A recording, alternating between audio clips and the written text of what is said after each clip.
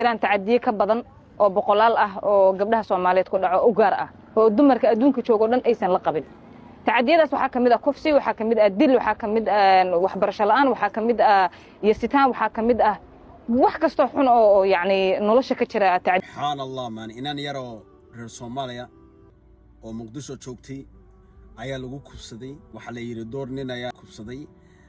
habli oo dhan baa soo wada banaan baxay leeyin oo xuquuqda hal raadiyo laamaha amniga waa inay wax ka qabtaan we need justice ay tageen waxaas kama soo horjeesano laakiin boorka waxa ku qoran anaaba yaaway waxa ka soo horjeestaan culumadan arintan iyaka shaqo kuma laha tegisin bal eeg boorka waxa ku qoran sheekha oo igu aamuusin doona dibkeyga ka hadal maanta ayay leedahay bal ugu jeesjeesaya can you imagine sheekh dhan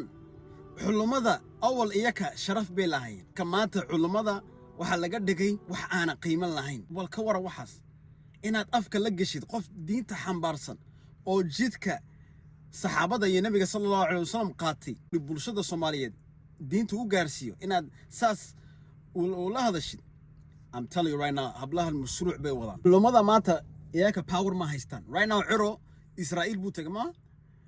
Sheikh Mustafa kan Sheikh Mustafa stop ciro from going to Israel mu oran kara ciro meesha ka joog ha tigin yahuuda waxba uu saxeexin wadankaaga iska joog yahuuda waxba kuma hayaan stop mu oran kara no because end of the day ciro amarka Sheikh Mustafa ma qaadanayo iyaka problem waxay ku hayaan diinta islaamka I will tell you right now 100% iyaka waxay hoos ku xambaarsiin oh the problem is not diinta the problem is culimada marka culimada ka saartid what happens marka xagee ka baranaya diinta marka idinka man idin tagaya ma idinka ka baranaya diinta waxaas ma soconayso nabiga sallallahu alayhi wasallam we talk about this time he says a time will come ilmiga it doesn't take away knowledge ilaahay ilmiga kama qaadanayo dadka illa markuu ka saaro culimada kas culimada marka ka saartin dadka xagee tagayaan fatwoonaya waxaan ku ri bulshada so what happens is ilaahay nabi sallallahu alayhi wasallam wuxuu noo sheegay ilaahay will take away the ulama and then you have ignorant people that jahil or bakhtiya or jahil or wiligood aan diinta baranin or never took any courses on deen and they're talking about oh I know I can spread knowledge. I'm talking real ulama. I'm not talking dadka views karaasana YouTube or TikTok.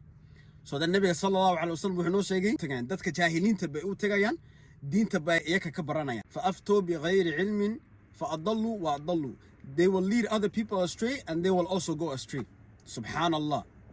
wallahi ilaha ka cabsada culimada iyaka sharaf bay leeyihiin culimada halada waxba ha ka sheegin these people wax ka sheegtid waa batoorid khalad